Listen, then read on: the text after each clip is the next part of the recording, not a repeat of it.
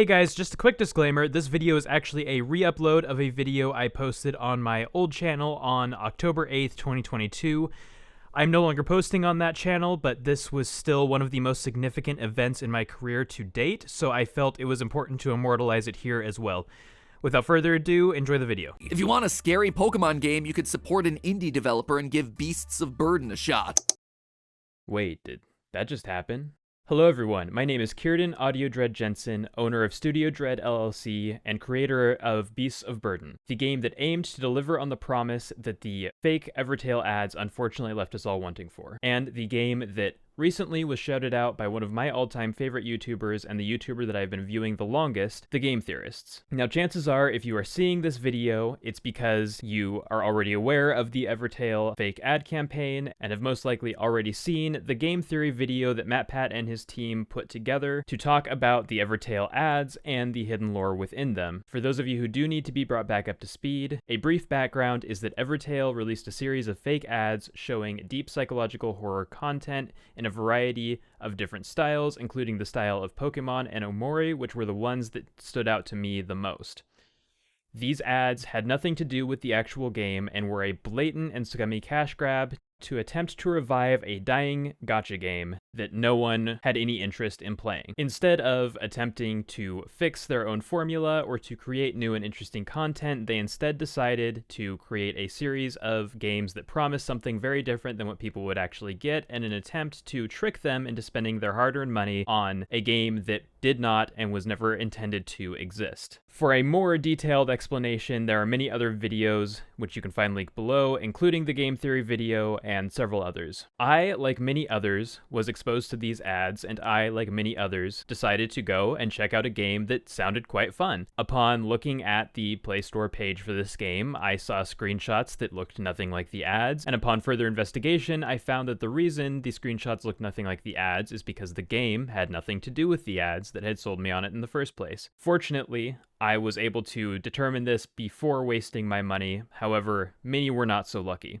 At the time, I had begun researching the ads to see if there was anything to them, as there did seem to be some hidden lore somewhere in there, or possibly teasing another game, but I was very disappointed to find that the intention was certainly not an actual game. In hopes that there could be something interesting about these ads, I took to the Game Theory subreddit and made a post asking if anyone had any insight or theories on if there could be more to the ads. That post became my most popular of all time on any subreddit, receiving over 700 upvotes and 4 awards. Over the course of talking with the community, I determined that the ads had nothing to do with any game that was planned to release, though there could be some interesting lore hidden within them, as was later discovered by the Game Theorists. While talking with the community, many people, myself included, expressed extreme interest in having a game in any way similar to the ads, and as someone who had been working in the game development industry as a freelancer, albeit a sound designer, I decided why not give one last shot at truly diving into Unity and learning how to make a game and fill the void of disappointment that the Evertale ads left behind for all of us. Over the next several months, I did what I can only describe now as very amateur and very poor coding, but I did create a game somewhat resembling the ads in Evertale.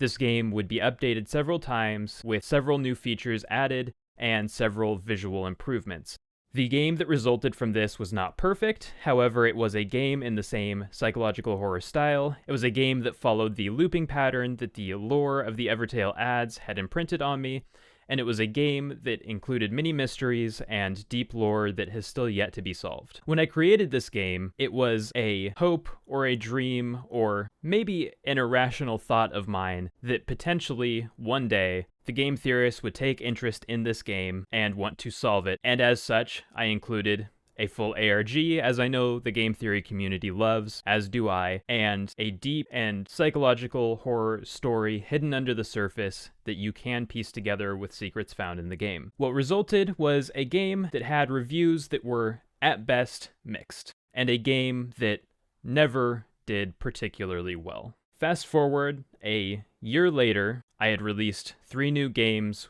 and am now working on 2 others, when a friend of mine who I met on the Game Theory subreddit and who helped me advertise for the game sent me a message saying that against all odds, a year after release, it had finally happened and I had been noticed by the Game Theorists. I did the only thing that any rational person would do, and absolutely freaked out. This shoutout was not a game theory or a GT Live, as in my wildest dreams I had hoped for, but it was one of the people who I admire the most on the YouTube platform, knowing that I exist, which was still a phenomenal and surreal experience that I am still processing and have not fully recovered from my shock from. While a brief shoutout like this may not have as big of an impact on a game as many might think, it is still far from insignificant, and I'm absolutely filled with gratitude to the Game Theorists for bringing attention to an indie game that no one knew existed. This game was created very hastily and by a complete amateur. I've since learned much more about code, and in light of this, have begun diving into the game again and fixed some of the bugs.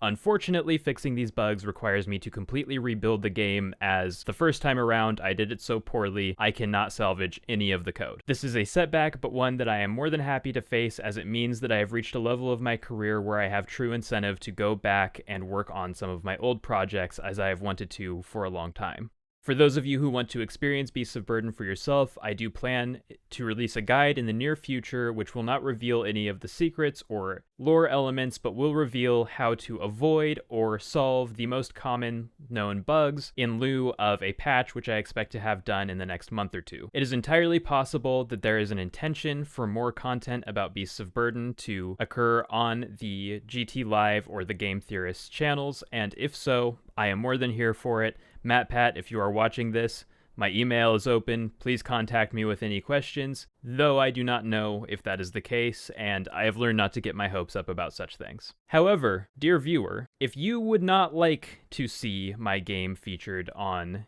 GT Live or on the Game Theorists, then by all means, do nothing, and I completely understand. If you would like to see the lore get solved, or at least attempted to be solved by a large channel that we all know and love, do me a favor and tweet this video to @MattPatGT. Even if you have a very small account and you don't think it will make a difference, if enough of you ask for it, it is something that will happen. Though again, this is not me asking for free clout. This is me saying that I would love to see my game featured, of course, and if you would love to see it featured too, there are actions you can take to make that happen, and I would be very grateful if you did. If you would like to support this game, I do have a Patreon, and for as little as $3, you can see behind-the-scenes content and have early access to all development builds, and that includes Beasts of Burden as it gets patched, as well as all of my future games. The more Patreon support that I get, the more time I can dedicate to creating indie games that are longer and of higher quality, which is all that I truly want to do.